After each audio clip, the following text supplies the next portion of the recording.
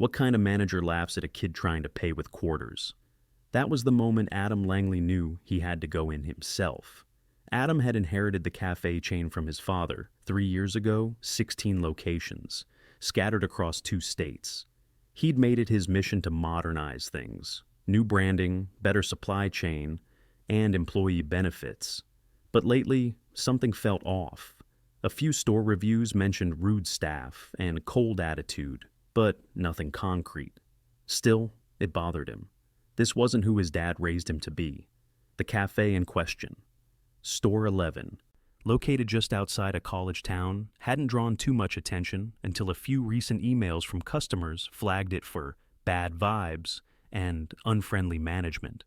It was vague, but Adam trusted gut instinct. He didn't rely on secondhand reports. He wanted to see it himself. He went in as a customer. His team helped him come up with the disguise, dyed his hair a darker brown, thick glasses, trimmed beard, and a vintage hoodie that completely changed his look. He used his middle name, Nathan, and carried a second phone and ID to match. None of the staff at Store 11 had ever met him. Most employees only knew the company was family-owned, but not who ran it. That anonymity helped him blend in. He walked into the cafe on a rainy Tuesday afternoon. It was a cozy place with warm lighting and indie music playing overhead. But the energy was off. Nobody greeted him as he walked in. 2 staff members stood behind the counter. One of them tall, lean, with slicked back hair, and a sharp jawline stood tapping a pen on the register, staring at the clock. Adam stepped up. "Hey," Adam said casually. "Can I grab a black coffee? Medium?" The guy nodded without looking. "Name?" "Nathan." The guy scribbled it on a cup and mumbled, "$3.50. Adam handed over a 5. "No thank you." No eye contact. Just turned and passed the cup to the girl beside him, who looked barely 19 and exhausted. Adam stepped aside and sat at a small table near the window, facing the counter. He didn't want to miss anything. 15 minutes later, the door chimed. A young guy walked in, maybe 18. He was soaked, hoodie dripping, and his hands trembled as he pulled a Ziploc bag of coins from his backpack. The same guy behind the register name tag said Colin raised an eyebrow. "You serious?" he said, loud enough for the entire cafe to hear. The student flushed red. "It's for a sandwich and a coffee, please," he said, placing the bag on the counter. Colin opened it, exaggerated each coin drop, and then laughed. "Bro, this isn't a vending machine." The cafe went quiet. The boy looked down. "Sorry, I skipped lunch. I just need something before class." Colin shook his head. "You can't just dump $5 in pennies and expect us to count it. Come back when you've got real money." The girl beside him, her tag read Sierra, looked uncomfortable. "I can count it," she offered softly. "No, you can't," Colin snapped. "We're not running a soup kitchen." Adam felt his stomach twist. The student turned, clearly embarrassed, and started to leave. "Hey," Adam said, standing up. "Wait." The kid stopped. "Get whatever you want. It's on me." The kid hesitated, but Adam smiled. "Seriously." He turned back slowly and ordered the sandwich and coffee. Adam paid in cash. Colin rolled his eyes but rang it up. Adam waited until the kid sat down, then sat across from him. "You okay?" he asked. The kid nodded but didn't speak. "College?" "Yeah," he said finally. "Freshman, finals week." "Hang in there," Adam said. "You've got this." The boy gave a weak smile. "Thanks." Adam sat there longer than planned, watching Colin. He noticed more how he ignored customers, barked at Sierra when she asked questions, and stood around while she cleaned. He'd seen enough. Adam got up, walked outside, and called his assistant. "Set up a shift for me at Store 11. I want to work a few days there. Make it look like I'm transferring in as a new barista. Use the name Nathan. Say I've got experience at Store 5. "Got it," his assistant said. Adam looked back through the window. Sierra was wiping tables while Colin leaned on the counter texting. He shook his head. This wasn't just a bad day. This was a culture problem, and it started at the top. He was going to fix it, from the inside. By Thursday morning, Adam stood behind the counter of Store 11 in a company-issued polo and apron, name tag clipped to his chest. Nathan, barista. His fake resume had been added to the system, a transfer from Store 5, 3 months experience. The district manager had rubber stamped it without a second glance. That alone told him how little oversight this location had. Sierra was already prepping espresso shots when he arrived. Her hair was tied back in a frizzed bun, and her eyes were ringed with fatigue. She gave him a quick nod but didn't say much. Colin, however, waltzed in 10 minutes late, chewing gum. "New guy," he said, waving a hand without looking at him. "Hope you know how to clean drains. They get real nasty here." Adam kept his response measured. "I was told to shadow someone on drinks today." Colin chuckled. "We don't really do shadows. Learn fast or get out of the way." He walked into the back, leaving Adam and Sierra on the floor. Sierra handed over a towel without looking at him. "Dishwasher's broken. Been that way for 2 weeks. Wash everything by hand." Adam glanced toward the sink. Dishes were stacked shoulder high. "Has anyone reported it?" "Twice. Colin said he did. I doubt it." Adam rolled up his sleeves and started scrubbing. The smell of stale milk and burnt espresso grounds clung to the air. He noticed Sierra kept glancing toward the back room. "He doesn't do much, does he?" Adam asked quietly. She didn't answer right away. Then, "Depends who's watching." Around mid-morning, a woman with a stroller came in and asked if they had oat milk. Sierra started to reach for it, but Colin reappeared and cut in. "Out of oat, try almond. It's basically the same." The woman hesitated. "My son has allergies. I really need oat." Colin shrugged. "Then maybe try a different cafe. We're not Whole Foods." Adam stepped forward. "Actually, I found a new box in the back fridge. I'll steam it up for you." The woman looked relieved. "Thank you." Colin narrowed his eyes but said nothing. He disappeared again, this time into the office. Later, as the lunch rush picked up, the kitchen started falling behind. Only one person, a guy named Luis, was working the back line. He moved quickly but clearly wasn't keeping pace. Colin leaned against the counter with his phone out. "Shouldn't we help him?" Adam asked. "He's back of house. Not our problem." "You're the shift lead, though." Colin looked up slowly. "And you're the new guy. Maybe don't tell me how to run my store." Adam didn't respond. Instead, he walked over to Luis, who was juggling sandwich orders, ticket slips scattered across the prep area. "You need a hand?" Luis looked up, sweat dripping from his temple. "You know how to prep?" "Enough to get by." They moved efficiently. Adam wrapped sandwiches while Luis assembled. Orders started going out faster. Customers stopped glancing at their watches. After the rush, Luis leaned on the counter and took a deep breath. "Thanks, man. Usually I'm back here alone." "No one rotates in?" "They're not allowed." Colin says it's a division of labor issue. Adam took that in silently. Sierra came over, wiping her hands on her pants. "You two saved the shift. Seriously." "Why is it always like this?" Adam asked. She hesitated. "Because nobody wants to lose hours, and if you complain, you get less shifts next week." Adam frowned. "You mean that's how the schedule works?" She nodded. "Colin decides who's in the inner circle. If you call out sick, he docks you the next week. If you say anything about how he treats people, you get closing shifts by yourself." Luis added quietly, "And then he tells corporate we're short-staffed to justify it." Adam kept his face neutral, but inside, the tension was growing. Around 4 o'clock, a man in his 50s walked in. He glanced around like he was searching for someone. Adam recognized him immediately. Mr. Yates, a retired professor who used to come into one of the original cafes when Adam's father was alive. "Hey there," Yates said. "I used to know the old owner. Thought I'd check out this location." Adam smiled. "Welcome in." Yates ordered a coffee, paid in cash, and sat by the window. Colin emerged from the back, saw him, and muttered under his breath, "Great." "One of the chatty ones." Yates waved at Sierra. "Miss, could I get a napkin, please?" She walked over and handed him one. Colin watched this and sneered. "We're not a table service kind of place." Sierra froze. "He just asked for a napkin." "Yeah, and you're not his waitress." Yates looked up, startled. "I didn't mean to cause trouble." Adam stepped forward. "You didn't." Colin turned to him. "What's your problem today?" "I don't like seeing customers talked down to, or co-workers." Colin laughed, but there was no humor in it. "You've been here, what, 2 days? Don't start acting like you know how we run things. I know what respect looks like, and this isn't it." Colin moved closer. You're not in charge here. Adam held his gaze. Not yet. The tension hung in the air for a moment. Then Sierra's voice cut through it. He's right, Colin. You can't keep speaking to people like this. Colin turned sharply. You want your hours cut again? Luis stepped out of the kitchen. Cut mine too, then. I'm tired of it. Colin's eyes scanned them, realizing he was outnumbered for the first time.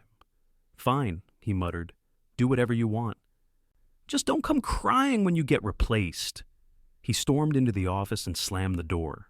Adam turned back to the others. Everyone okay? Luis nodded. Sierra looked shaken but relieved. Adam helped close that night. He saw how much was broken, not just equipment, but trust, morale, and the basic dignity of the work. He stayed late to mop the floors with Sierra, who barely spoke the whole time. As they locked up, she finally said, You're not like the others. I'm not here to be, Adam replied. She studied him. You're not really just a barista, are you? Adam didn't answer. She didn't push.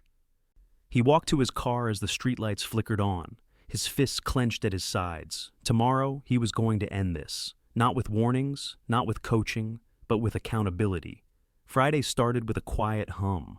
Light rain tapped the front windows as Adam unlocked the front door, flicked on the lights, and began the morning prep solo. He'd offered to open, and no one argued. Colin hadn't responded to the shift schedule, and no one had seen him since storming into the back office the day before. By 7, Sierra arrived, her hoodie damp, earbuds in. She slipped behind the counter, tied her apron, and gave Adam a small nod more out of habit than warmth. He didn't push conversation. Trust wasn't a faucet you turned on. It took showing up, again and again.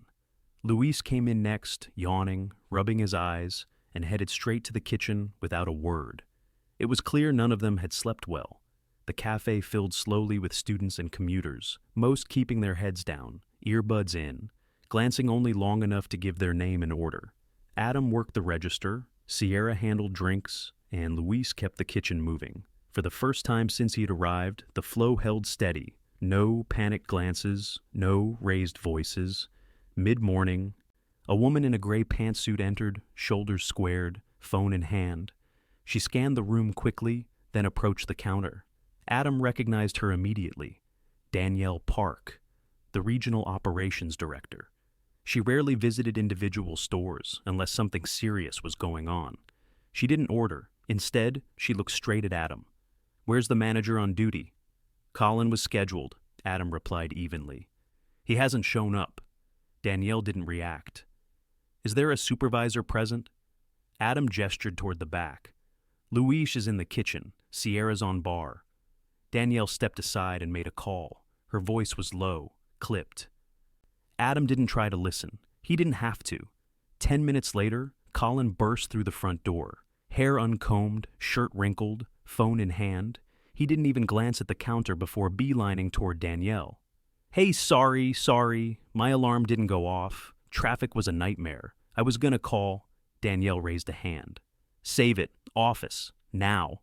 Colin's eyes darted toward the bar. Sierra kept her head down, steaming milk. Adam didn't blink. The two disappeared into the back. For a while, only the hiss of the espresso machine filled the silence. Then Sierra leaned toward Adam. She's never come here before. Not once. Things change, he said simply. A full 30 minutes passed before Danielle emerged. Colin followed, his face flushed, jaw rigid. He didn't look at anyone. Danielle raised her voice just enough to be heard. Colin is no longer with this store, effective immediately. Sierra froze mid-pour. Luis stuck his head out from the kitchen. Colin opened his mouth, then closed it. He turned, walked out without a word. Danielle adjusted her blazer and looked around. I need to speak with the team, now. They gathered near the front. Adam stood slightly back. I received several reports about this location over the last month, Danielle began. Unprofessional behavior, poor morale, disrespectful treatment of customers and staff. I needed to see it for myself. She paused. What I saw this morning confirmed there's been a serious lapse in leadership and culture. No one spoke. Danielle turned to Sierra. You've been here the longest, yes? Yes, Sierra said quietly. Almost 8 months. You'll act as interim lead until we assign someone permanent. I'll be in touch later today with what that looks like. For now, I want this store running cleanly. No more fear, no more retaliation. If someone calls out sick, they stay home. If someone asks for help, you give it. Luis crossed his arms. We need more coverage. There's not enough of us to keep up. Danielle nodded. We'll handle staffing. I'll have HR contact you both by end of day. She turned to Adam. Nathan, right? Yeah. You're not on file, but your name was added by the district office yesterday. She narrowed her eyes slightly. Transfer from store 5? Adam held her gaze. Something like that. Danielle stared for a beat longer, then gave a tight nod. We'll talk later. She left without another word. Sierra let out a long breath. Did that just happen? Luis leaned on the counter. Feels like someone pulled the emergency brake. Adam turned to Sierra. You good to handle the afternoon? She looked at him. Why? Because I have a meeting to take. He walked into the back office, closed the door, and pulled out his personal phone. Within minutes, his assistant answered. Tell HR to expedite. I want the final incident reports from this store by tomorrow, and schedule a full team meeting here after close tonight. I'm revealing everything. You sure? I'm done watching from the sidelines. He hung up, sat back, and stared at the blank schedule board on the wall. Colin had filled it with scribbled arrows and personal notes. Adam wiped it clean. By 6, the cafe was quiet again. The last few customers trickled out, and Sierra flipped the sign to closed. Luis locked the door. Adam emerged from the back, wearing a different shirt, no apron, no name tag. Just a plain button-up. Sierra looked up. You're not really Nathan, are you? No. Luis crossed his arms. So who are you? Adam paused, then stepped forward. My name is Adam Langley. I own this company. Silence. Sierra's hand dropped from the espresso machine. Luis stared at him, blinking. I came here because something felt wrong. I didn't trust reports anymore. I needed to see it for myself. Sierra sat on a stool, shaking her head slowly. So, everything when you helped, cleaned, stepped in, that wasn't just some good barista? No, Adam said. That was the owner realizing he'd let things go too far. Luis leaned back against the wall. You could have sent a fixer, fired Colin from a distance. I don't believe in fixing things from a distance. Sierra stood. So what now? Adam looked at both of them. Now, we rebuild, but not with empty promises. He pulled a folder from the back counter and opened it. Starting next week, every employee here gets a full review. Compensation will be adjusted based on actual responsibility, not just title. You two have been running this store without support. That ends. He flipped the next page. I've approved 2 new hires. You'll start seeing new faces within the next 10 days. Until then, I'll be working here, not undercover, as myself. You'll have coverage, real coverage. Luis raised an eyebrow. You're going to make sandwiches? Adam nodded. And mop floors and refill napkin dispensers, whatever needs doing. Sierra looked down for a moment, then back up. Why now? She asked. Because I watched a manager humiliate a kid for trying to buy lunch with coins, Adam said quietly. And nobody stepped in. That's not who we are, and it damn sure isn't who we're going to be. Luis exhaled. So this is real? You're not just making speeches? Adam met his eyes. You'll see. He closed the folder and looked around. This place was built by people like my dad, who believed every customer mattered, every employee mattered. Somewhere along the way, that got lost. We're getting it back, starting here. The room was still, no applause, no big reaction. But Sierra walked behind the counter, grabbed 2 mugs, and handed one to Adam and one to Luis. She poured coffee into all 3. All right, she said. Let's get to work. By Monday morning, the store carried a different rhythm. Not lighter, not faster, just more awake. The kind of tension that lingers when people are waiting to see if promises will hold. Adam arrived early again, this time not as Nathan, but as himself, owner, boss, and for the time being, part of the team. No uniform, no clipboard. Just rolled sleeves and a quiet readiness to earn back trust.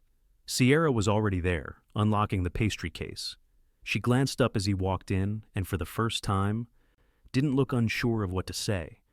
"You're really back." "I said I would be." She nodded and turned back to the case. "I keep expecting someone higher up to come in and tell us this is temporary." "They won't." Luis joined them shortly after, wiping his hands on a towel. He didn't ask questions, just went straight to the prep station and started checking stock levels. The three of them worked in silence for almost an hour until the first customer stepped in. Throughout the morning, Adam rotated between bar and register, careful not to crowd anyone's space. Sierra took more initiative with the orders, calling drinks clearly, checking tickets without being asked. Luis passed out food with a sharpness they hadn't seen before. There was no rush of optimism, just a steady reclaiming of order. Around noon, the cafe's front door opened and a man in a dark blue polo with a clipboard stepped in. He looked around, then walked directly toward Adam. "Adam Langley? That's me. Name's Jordan, operations audit. I was told this store needs a full walkthrough. You got time?" Adam nodded toward Sierra. "Give me 20. I'll walk with you." Jordan raised an eyebrow. "You're doing shifts too?" "Until we're fully staffed." "I'm not here to watch from a distance." Jordan gave a slow nod, then stepped aside to wait. Adam returned to the counter and pulled Sierra aside. "You good with register and bar?" She looked toward the line. "If it gets out of hand, I'll call Luis." Adam stepped into the back room with Jordan, who began running through a checklist: equipment maintenance, supply logs, temp checks, labor distribution. Adam walked him through each point. He didn't sugarcoat anything. The dishwasher still needed a part. The prep fridge was holding temp, but barely. He pointed out where Colin had written in fake timestamps on shift logs entries made for employees who hadn't even been on the floor that day. Jordan paused at that. "And no one flagged this?" "They were afraid to." Jordan looked at him. "So why didn't this get caught sooner?" Adam didn't dodge. "Because I thought culture could be managed from a dashboard." Jordan closed the clipboard. "You're going to need a full retraining here, top to bottom." "I'm already writing it." They stepped out of the office just as a minor commotion broke out near the front. A man mid-40s, blazer-stained with what looked like spilled tea, stood at the counter, voice raised. "I said no foam. How hard is that? It's printed right here." Sierra stood behind the bar, hands at her sides, calm but alert. "I can remake it right away." "I don't want it remade," the man snapped. "I want you to listen the first time." Adam stepped forward. "Is there a problem?" The man looked him over. "Are you the manager?" "I'm the owner." The man's expression shifted slightly, but not enough to back down. "Then maybe you should hire people who can follow instructions." Sierra remained still, eyes on the cup, not the man. Adam kept his voice steady. "She offered to fix it. That's the right move. What's not acceptable is yelling at staff." "I didn't yell," the man said, louder now. "I gave feedback." Adam took the cup and set it aside. "We'll refund you. This drink's on us. But I'm going to have to ask you to lower your voice or leave." The man stared at him. "You're siding with her?" Adam didn't flinch. "I'm siding with decency." The man scoffed, turned to Sierra. "I see why you're behind the counter and not in charge." Luis stepped out from the kitchen, towel in hand. "You need to go." The man looked around, realized no one was on his side, and stormed out. The bell above the door rang sharply behind him. Adam turned to Sierra. "You okay?" She nodded once, jaw tight. "He's been here before. Same thing, different day." "Not anymore." Jordan scribbled something on his form. "You don't see that response often from owners." Adam looked at him. "They shouldn't have to defend themselves. That's my job." The rest of the afternoon passed with an unspoken steadiness. Customers came and went. The team moved quietly, but with more rhythm. No one rushed, no one lingered too long. Adam watched as Sierra stepped in to help Luis refill the cold case. Luis, in turn, offered to cover the last hour of Sierra's shift so she could leave early for class. She hesitated, then accepted. As the sun began to dip, Adam sat at a corner table, notebook open. He'd sketched out updates to the new training module, real-world scenarios, not corporate fluff. A few pages in, Sierra sat across from him with a tired but focused expression. "I've been thinking," she said, "if I'm going to be the interim lead, I want to learn how to handle ordering, scheduling too, not just the basics, all of it." Adam closed the notebook. You sure?